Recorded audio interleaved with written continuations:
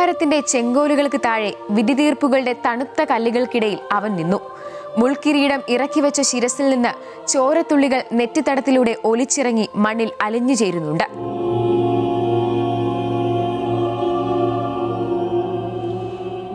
പുറത്ത് ജെറുസലേമിന്റെ തെരുവുകളിൽ ഒരു ജനതയുടെ ആക്രോശങ്ങൾ കടലിരുമ്പം പോലെ ഉയരുന്നു.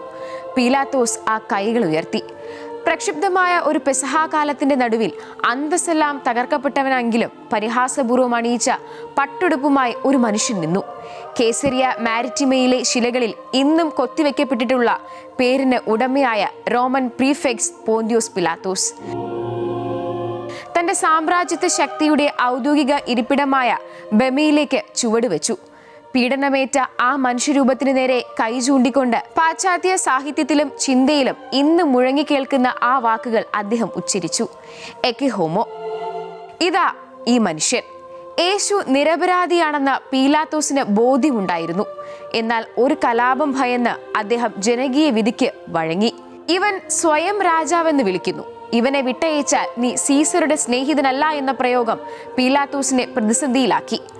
റോമൻ നിയമപ്രകാരം സീസറിനെ വെല്ലുവിളിക്കുന്ന ഏത് നീക്കവും വധശിക്ഷാർഹിക്കുന്ന കുറ്റമാണ്. പെസഹാ കാലത്ത് നഗരത്തിലെ ജനസംഖ്യ 5 ഇരട്ടിയായി വർദ്ധിക്കുന്നു. വിശ്വാസികളുടെ ആ വലിയ കൂട്ടായ്മയെ റോം ഭയപ്പെട്ടിരുന്നു. ഈ ഒരു രാഷ്ട്രീയ അന്തരീക്ഷത്തിലേക്കാണ് അരാമിക് ഭാഷയിൽ സംസാരിക്കുന്ന ഒരു നസ്രായൻ കടന്നു വരുന്നത്. അവനെ ചുറ്റിപ്പറ്റി മുക്കുവരും പാപികളും ദരിദ്രരും അണിനിരുന്നപ്പോൾ അധികാരികൾക്ക് അത് വിപ്ലവത്തിന്റെ ചുവടുവെപ്പുകളായി തോന്നി. യഹൂദരെ സംബന്ധിച്ചിടത്തോളം ഈസ്റ്റർ എന്നത് പെസഹായാണ്, അടിമത്തത്തിന്റെ ഈജിപ്തിൽ നിന്നുള്ള വിമോചനത്തിന്റെ ഓർമ്മ. യേശുവിന്റെ വിചാരണ പല തട്ടുകളിൽ നിന്നാണ്. സൻഹെദ്രിൻ. യഹൂദ പ്രമാണിമാർ ദൈവനിന്ദ എന്ന കുറ്റം ചുമത്തി. ദേവാലയത്തിന്റെ സുരക്ഷിതത്വം അപകടത്തിലാക്കുമെന്ന് ഭയപ്പെട്ട മഹാപുരോഹിതൻ കയ്യാഫാസ് ഒരു ബലി ആവശ്യമാണെന്ന് വിശ്വസിച്ചു. റോമിനെ സംബന്ധിച്ചിടത്തോളം യഹൂദരുടെ രാജാവ് എന്ന അവകാശവാദം രാജ്യദ്രോഹമായിരുന്നു. റോമൻ സാമ്രാജ്യത്തിന്റെ അധിനിവേശത്തിനെതിരെ യഹൂദിയയുടെ മണ്ണിൽ മുളച്ചു പൊന്തിയ സായുധ വിപ്ലവത്തിന്റെ പേരാണ് സീലോട്ടുകൾ. സീലോട്ടുകളെ സംബന്ധിച്ചിടത്തോളം ഇസ്രായേലിന്റെ ഏക രാജാവ് ദൈവമാണ്. അതിനാൽ റോമൻ ചക്രവർത്തിക്ക് നികുതി നൽകുന്നത് ദൈവനിന്ദയായി അവർ കരുതി. ഗലീലിക്കാരനായ യൂദാസാണ് ഈ പ്രസ്ഥാനത്തിന് അടിത്തറയിട്ടത്.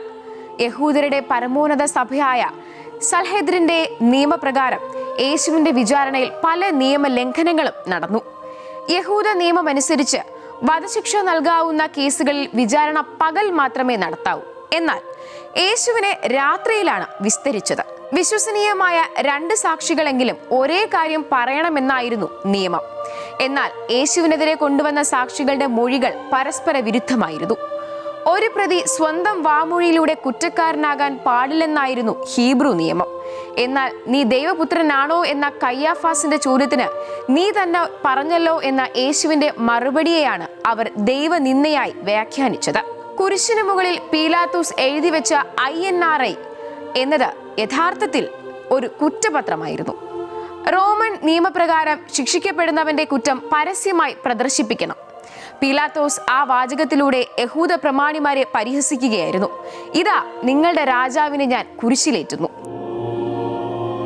മധ്യാഹ്നമായിട്ടും ആകാശം ഇരുണ്ടുപോയിരിക്കുന്നു. കാറ്റ് ഭാരമേറിയതാണ്. ചുറ്റുമുള്ളവരുടെ പരിഹാസങ്ങളും ആയുധങ്ങളുടെ മുഴക്കവും പെട്ടെന്ന് നിലച്ചു.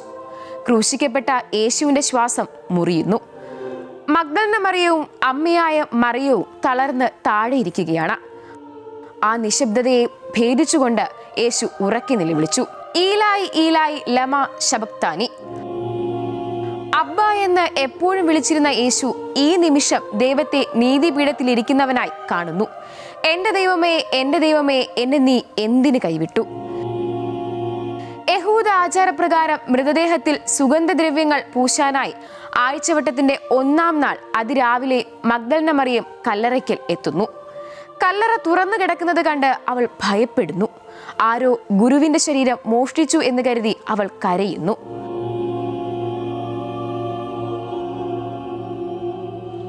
മുന്നിൽ തെളിഞ്ഞ രൂപത്തിൽ നോക്കാതെ മറിയം എന്ന ആർദ്രമായ വിളിയിൽ അവൾ തലപൊക്കി. പെട്ടെന്ന് തിരിഞ്ഞു നിന്ന് വിളിച്ചു: റബ്ബു നീ.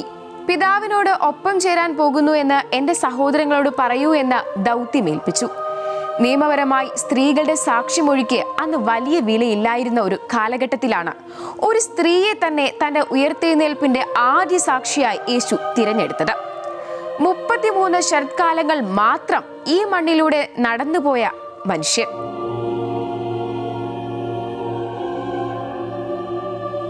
വാളെടുക്കാത്ത ആ വിരലുകൾ ഇന്നും ലോകത്തെ നയിക്കുന്നത് അധികാരത്തിന്റെ കരുത്തിലല്ല, മറിച്ച് മരണത്തെ പോലും തോൽപ്പിച്ച സ്നേഹത്തിന്റെ അനശ്വരമായ പ്രകാശം കൊണ്ടാണ്.